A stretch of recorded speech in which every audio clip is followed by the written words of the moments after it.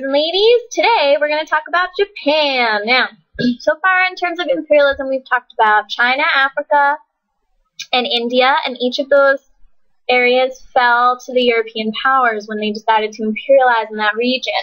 Japan is going to defy all of those odds. Japan is going to not succumb, meaning fall, to imperialism, but in fact become an imperialist power.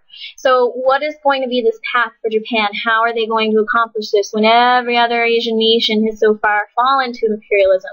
We're going to take a look. Today's objectives, these are written on your paper, so just review them with me quickly.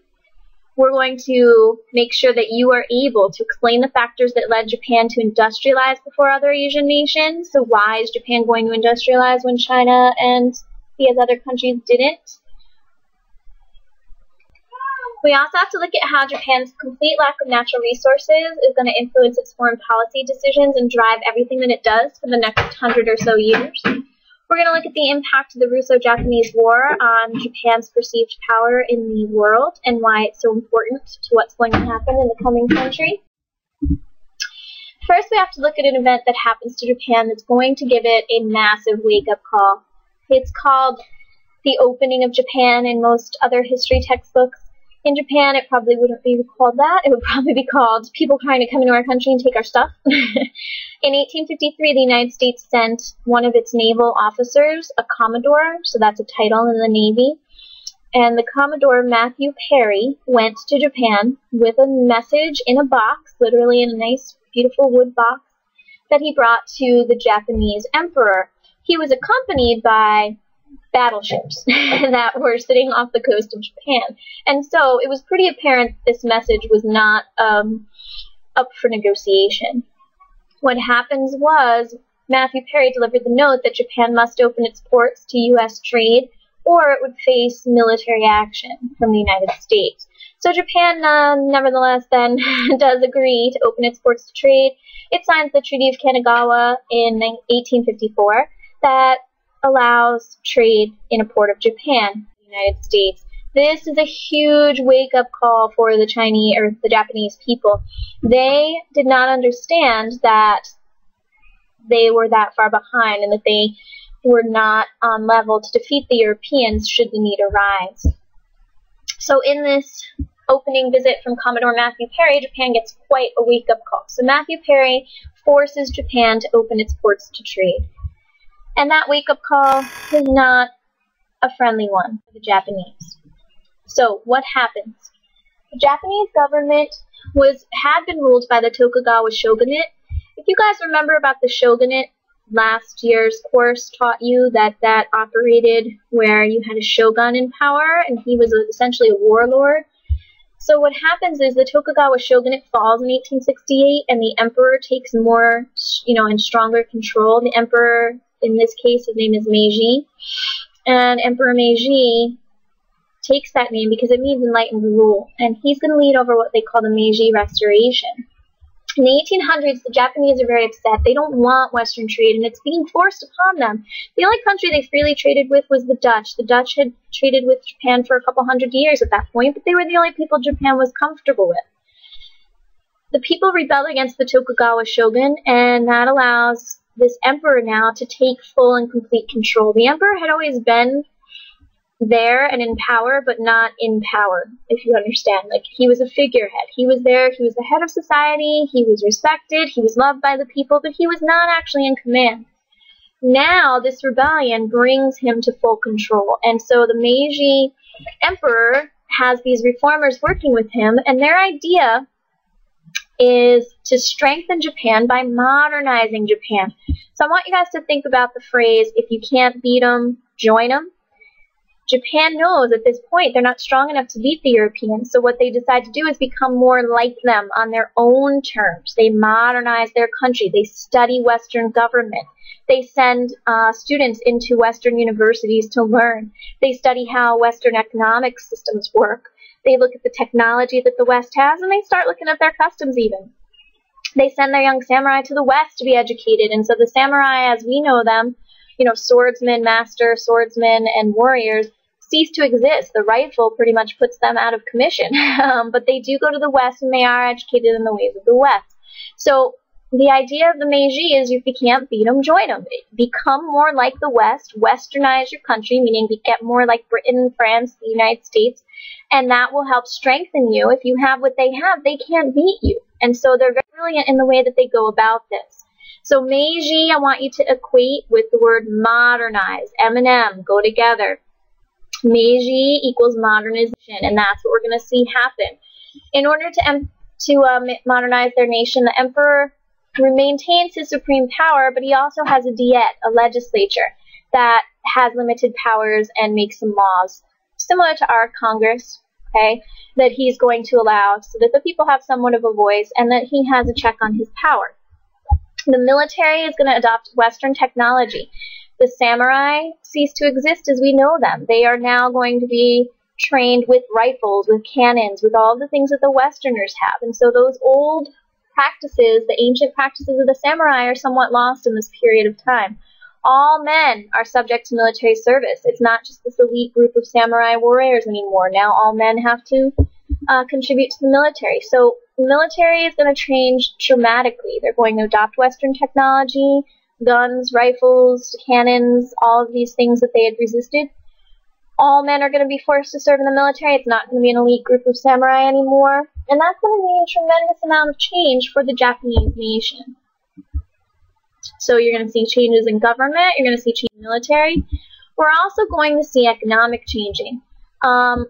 Economically, Japan hadn't really invested much in its infrastructure. It was largely a agriculturally fishing-based nation, and so they're going to make some changes. They're going to improve banking and set up large banks. They're going to build railroads. They're going to build new ports, and they're going to build communications networks. And in order to do that, the government is going to have a huge, huge role in promoting all of this. What they do, and it's actually somewhat ingenious, the government lays out the initial expense to build the factories, and what they then do is they say to these wealthy business-owning families in Japan, if you buy them from us, we build it, you buy it, and then you keep all of the profits. And those wealthy business and banking families in Japan are called the zaibatsu. Zaibatsu, again, wealthy families. Think of them as like the Rockefellers of Japan.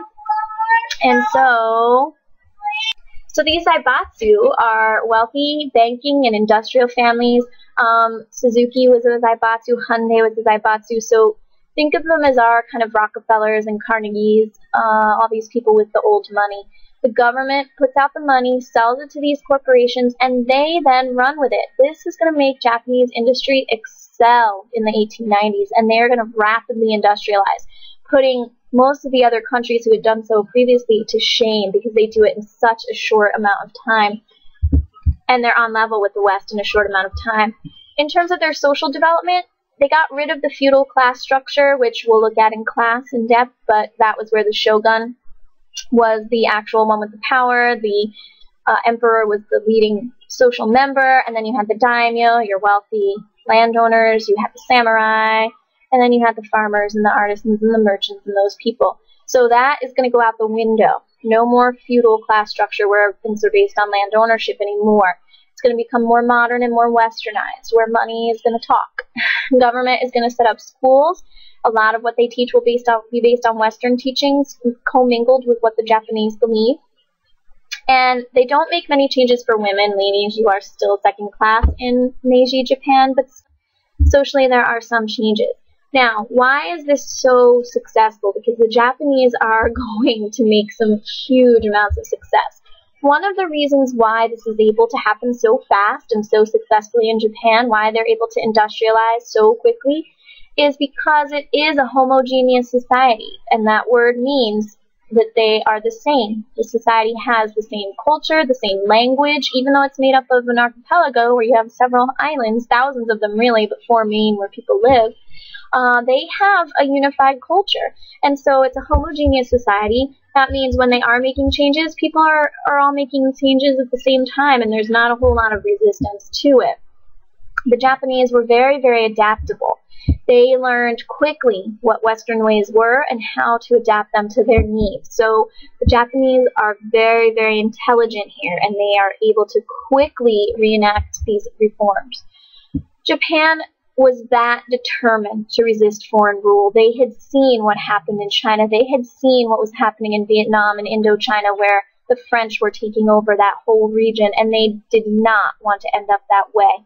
And so they figured this was the best way. Again, if you can't beat them, join them. If they can't beat you, if you have what they have, they're not going to defeat you. And so Japan is very determined to make sure that they maintain their independence.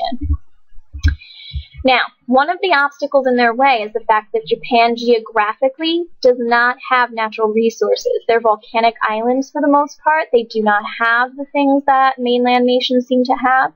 And so in order to keep their industrialized fueled, they have to expand. If they don't expand, they won't get resources. So this lack of resources makes them want to expand. And the way that they're going to do that is by taking over other countries to get access to their resources. They go in and they defeat China relatively easily in 1894, and they take over a large portion of Manchuria in China.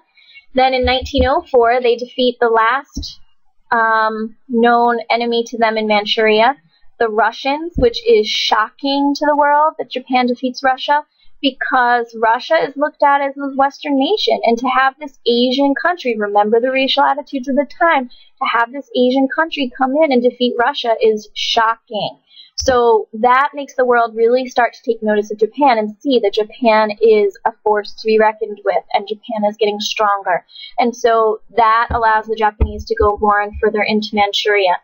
Modernization allows the Japanese military to be on a power level with the Europeans, and that's going to make a lot of these Western countries, like the United States, Great Britain, start to really put an eye on Japan and look to see what's happening there. In fact, the United States, our president at the time, if you remember, in 1904, who's our president?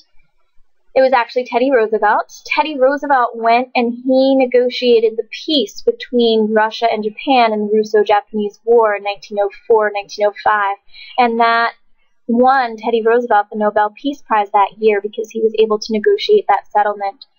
If you ever go to his home on Oyster Bay, there are gifts that the Japanese gave him, a samurai sword that they gave him in, thanks for negotiating that settlement, and gifts from the Russians as well. So, it's interesting that America was there, and even in 1904, acting somewhat like the policeman in the world and trying to bring this peace. And then actually won Teddy Roosevelt the Nobel Peace Prize. So he knew then that Japan was going to be a strong nation to deal with. And ironically, his cousin many years later was going to end up fighting Japan in World War II. So modernization is the first sign that Japan is going to be able to take on the Europeans where they live and on their...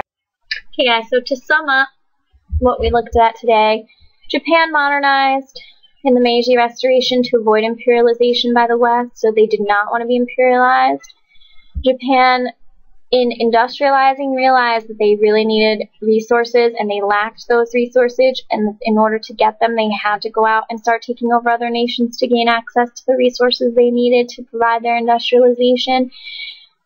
That is going to be key when we're looking at the causes in World War II as well, so make sure you understand that Japan lacked natural resources. Japan, when it defeats Russia in the Russo-Japanese War in 1905, it shows the world that Japan is a power, and from this point on, Japan will be looked at by the rest of the world.